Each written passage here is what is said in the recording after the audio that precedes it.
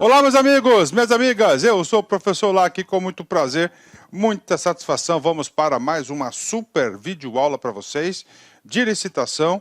Gente, papo sério com vocês, licitação para você aprender de forma definitiva é dessa maneira. A gente explicando artigo por artigo, dispositivo por dispositivo, passando a lei, né, a lei a limpo, assim que você fica bastante competitivo, tá certo? Então vem comigo, vamos lá. Vamos explicar agora para vocês, né, obras e serviços de engenharia, né? Então, isso aqui, e essa aula de hoje é uma aula importante que eu tenho certeza que na sua caminhada de concurseiro, uma hora e outra, este assunto vai cair, tá? Inclusive, nessa aula aqui, eu dei uma pequena ampliada para que vocês aí tenham uma compreensão sobre este assunto, né? Primeiramente, nós estamos estudando o quê? Estamos estudando o título das licitações, né? Capítulo 2. E nós vamos caminhando, né? O que acontece? Na aula anterior, nós falamos tudo sobre compras, né? Planejamento de compras, né? Termos de referência, né? Falamos tudo sobre compras, né? E agora a gente fala o quê? Sobre obras e serviços de engenharia. Na próxima aula vai ser uma aula bem menor, serviços em geral, locação de imóveis menor ainda e licitações internacionais. Assim, nós vamos aí, né, passar aí pela fase 2, que é a fase preparatória, né? Ok, então vamos lá. Artigo 45. Então, qual que é o assunto da aula de hoje? Ó, obras e serviços de engenharia, tá? Então, olha só. Então, o legislador fez questão de criar uma seção específica para falar deste assunto. Então, todo e qualquer assunto referente a obras e serviços de engenharia estarão nesta aula.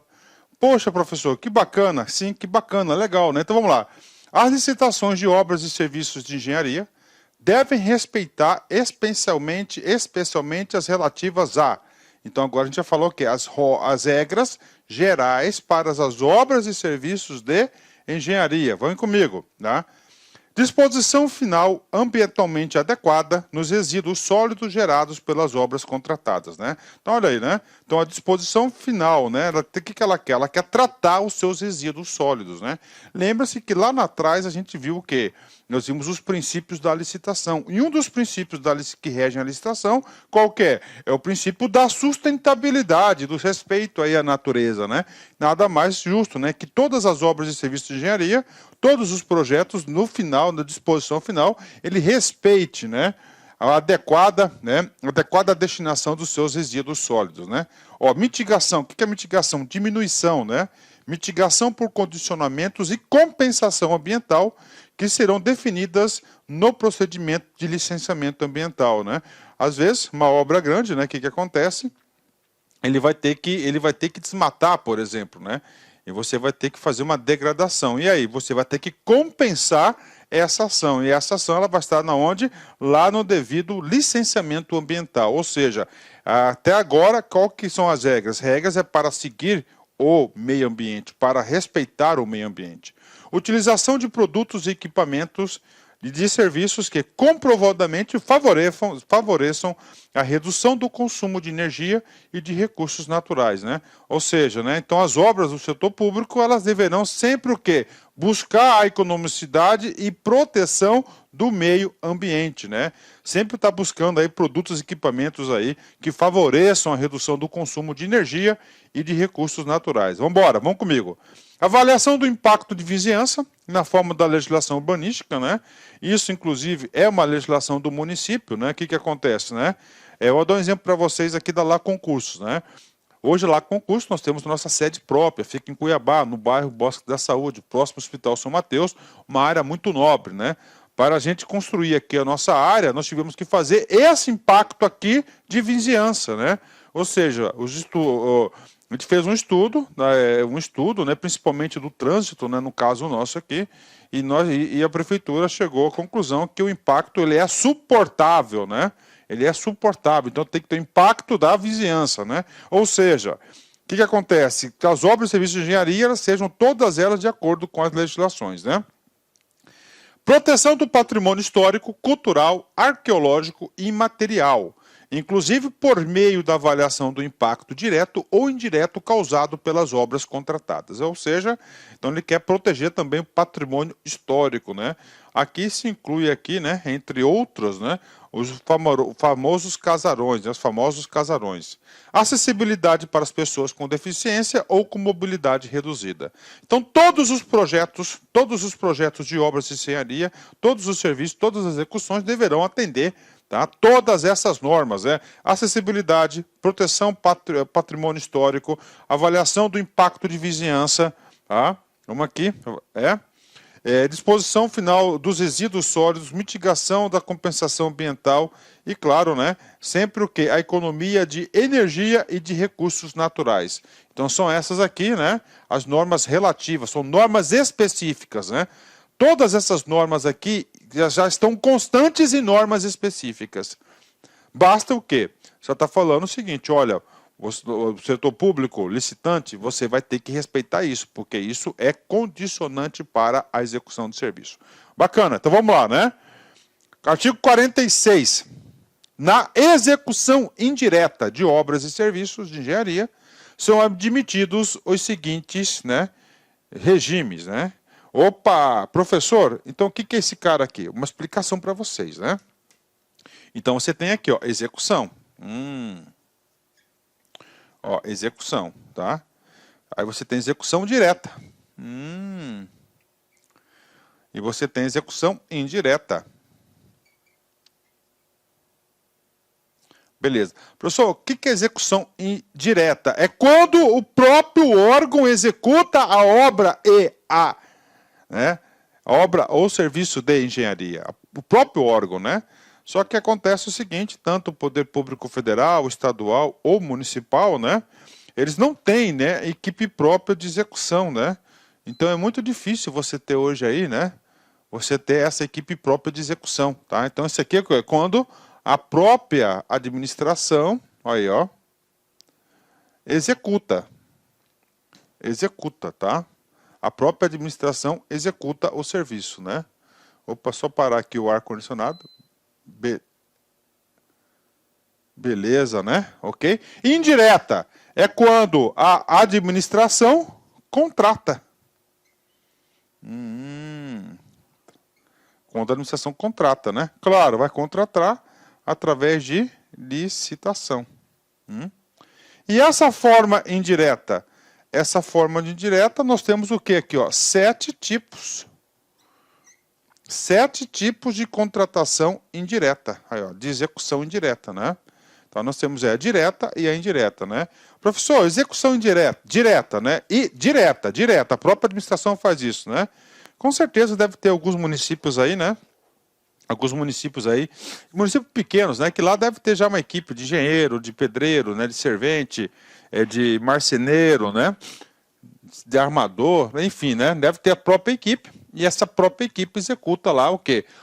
As obras e serviços de engenharia, tá? Ok, agora, se a administração pública, professor... professor, uma pergunta que eu não quero calar. Professor, se a própria secretaria... Vamos supor o seguinte, né? Que o município tenha já uma secretaria de execução de obras e serviços com todo o corpo técnico lá. Já tem betoneira, lá tem trator, lá tem tem tudo lá, tem tombeira, tem tudo, né? E aí essa secretaria ela é responsável por quê? Por executar as obras do município, né? Mão de obra, tem tudo lá, né? E aí precisa o quê? Aí o que acontece, né? Aí é o seguinte, professor, a escola tal está precisando de uma reforma, uma obra lá de infraestrutura. Há necessidade de licitação? Não há necessidade de licitação. Por quê? Porque é um ente da própria administração. Ela mesma executa. Então não precisa, beleza? Então vamos lá. Ó, a execução indireta, beleza. De obras e serviços de engenharia são admitidos os seguintes regimes. Vamos lá. Cara, assunto importante da aula. Então nós temos aqui 7 tipos de regimes. 7 tipos de regimes, entendeu? Ó, empreitada por preço unitário, empreitada por preço global, empreitada integral, contratação por tarefa, contratação integrada, contratação semi-integrada e fornecimento de prestação de serviço associado, né? Professor, então tem que saber e tem que saber a diferença entre cada um deles, né? Eu chamo muita atenção na contratação integrada e na contratação semi-integrada. Isso despenca em concurso público, né? Professor, como é que eu vou saber, professor, cada um desse aqui? Eu vou ler de novo para vocês para a gente fixar o conteúdo. Então é o seguinte, presta atenção, questão de prova. Isso aqui eu não consigo enxergar um aluno competitivo se ele não tem isso na cabeça. Quais são os regimes de contratação para obras e serviços de engenharia? 7 hipóteses. Empreitada por preço unitário, empreitada por preço global, empreitada integral, contratação por tarefa, contratação integrada, contratação semi-integrada e fornecimento de prestação de serviço associado. Beleza. Professor, onde que tem o conceito desse cara aqui? Tem, inclusive nós já vimos isso, né? Lá nas primeiras aulas do nosso curso de licitação, nós já falamos sobre isso. Lá nas primeiras aulas do nosso curso de licitação, né? Lá no artigo 6º, cara, o artigo 6º, na minha opinião, é um dos artigos mais importantes que o aluno tem que estudar. Vocês podem ter certeza que quase todas as questões de prova de concurso, uma questão vai versar sobre o artigo 6º. Por quê? O artigo 6º vai trazer a conceituação. E nessa conceituação a gente vai explicar para vocês, ó. Então nós temos aqui, ó, 3 empreitadas, né? Primeira empreitada, conceito. Empreitada por preço unitário. Contratação de execução da obra ou do serviço por preço certo em unidades determinadas, né? Professor, dá um exemplo para mim. Casas populares, né? Então faz uma licitação e fala o seguinte, né? Por cada casa popular, né, será pago um valor de, vamos lá, 35 mil reais. Pronto, então 35 mil reais seria o quê? O custo da empreitada, aí ó, empreitada aqui por preço unitário, por cada casa, né? Então é a empreitada, a licitação tipo, né? Empreitada por preço unitário, beleza, né? 2, por preço global, né? Olha aí, preço global é diferente, né? Contratação da execução da obra ou serviço por preço certo ou total, né? Como assim, professor? Então é o seguinte, né? O outro é por casa. Beleza, preço unitário. Fez 10 casas, né? 10 valor para receber, 10 unidades monetárias referentes a esse serviço. Agora o cara aqui vai fazer o condomínio. O condomínio. No condomínio tem as casas? Tem as casas, mas tem a infraestrutura, tem o asfalto, tem a rede de água, a rede de esgoto, a rede elétrica, de energia, de telefone, tem a guarita, tem a jardinagem, o urbanismo, ou seja, então nesse caso já tem o quê? A contratação por execução da obra ou serviço por preço certo total. Então já tem o valor total, empreitada por preço global, beleza? Preço unitário, preço global, beleza. E agora, professor? Agora a gente vai para a empreitada integral. É outro tipo, né? Qual que é a diferença desse tipo aqui? Ó, você olha aqui primeiro. Ó, empreitada por preço unitário. Professor, e o projeto? O projeto foi uma outra empresa que fez, tá? Vou até anotar aqui, ó, projetos, né? Ó, projetos aqui, né? Ó. Projetos, né? O que acontece? Já foi licitado, já sabe, né? E aqui também, projetos, né? Outra pessoa fez o projeto, tanto na empreitada, né? né? E agora, na integral? Integral é diferente. Tá? É maior do que a global. Ó, contratação de empreendimento de sua integralidade compreendida a totalidade das etapas da obras, serviços, instalações necessárias, sob inteira responsabilidade do contratado, até a sua entrega ao contratante com condições, tá, de entrada em operação com as características adequadas às finalidades para as quais foi contratado e atendidos os requisitos técnicos legais para a utilização com segurança e estrutura operacional, na sua integralidade, né? Então, na empreitada integral, né, o cara que vai ser contratado, ele vai ser responsável pela elaboração dos projetos também, tá? E aí, professor? Aí você vai ter um tipo de contratação, né? Ó, empreitada integral, beleza, ela pode ser por contratação integral ou semi-integrada, que a gente vai já ver já para vocês aqui, que está no roteiro da explicação, né? Ok? Beleza? Ó, então nós já estudamos aqui, só para você ter uma ideia, Ó, empreitada por preço unitário não tem projetos básico nem executivo, global não tem, né? E a integral já é maior, já tem tudo isso no pacote, né? E aí, professor, voltar aqui para vocês. Então nós já estudamos aqui essas três, tá? Aí o que acontece? Dessa empreitada legal aqui, ó, integral, tá? Ela pode ser integral com contratação integrada e ela pode ser integral com contratação semi-integrada. Tá aí, né? Então, o legislador deixou isso bem claro, né? Isso aí deixou bem claro isso. Vamos lá, vamos continuar. Vamos falar contratação por tarefa, né? Contratação por tarefa. Então, vamos lá. Regime de contratação de mão de obra, ó, mão de obra para pequenos trabalhos por preço certo ou com sem fornecimento de materiais, por tarefa, né? Professor, eu quero um exemplo aqui, beleza, né? Trocação da fiação, da fiação elétrica da repartição. Pronto, um trabalho pequeno.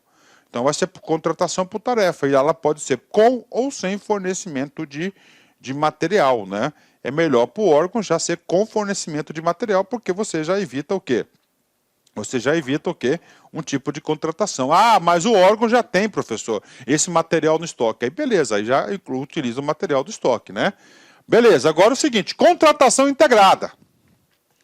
Beleza, ó, regime de contratação de serviços, de obras e serviços de engenharia, que o contratado é responsável por elaborar e desenvolver os projetos básicos e executivo, executar obras e serviços de engenharia, fornecer bens ou serviços especiais e realizar montagem, teste, pré-operação e demais operações necessárias e suficientes para a entrega final do objeto, né?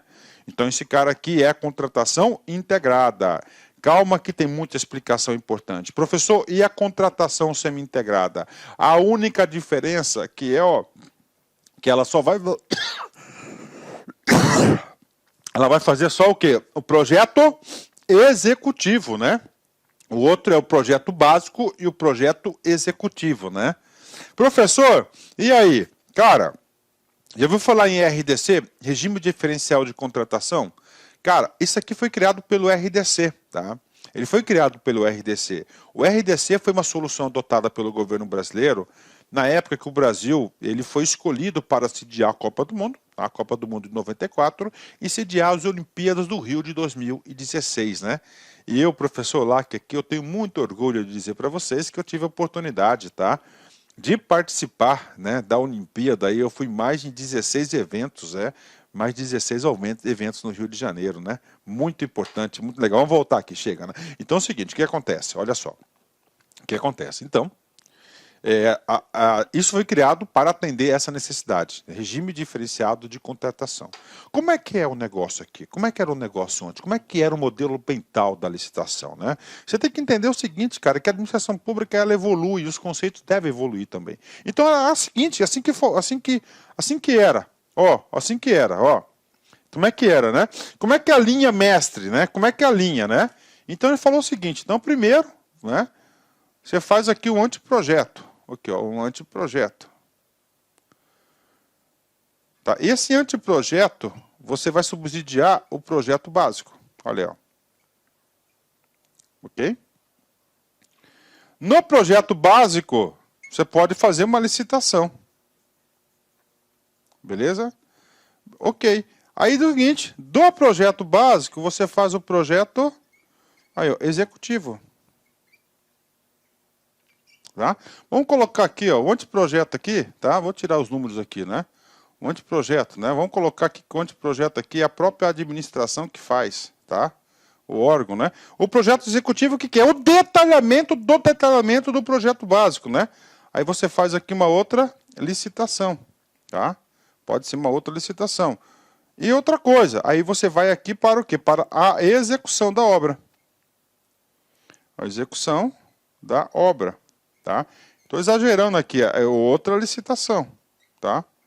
E o que diz aqui? Diz o seguinte, o cara que é a execução da obra, ele não poderia ser o mesmo.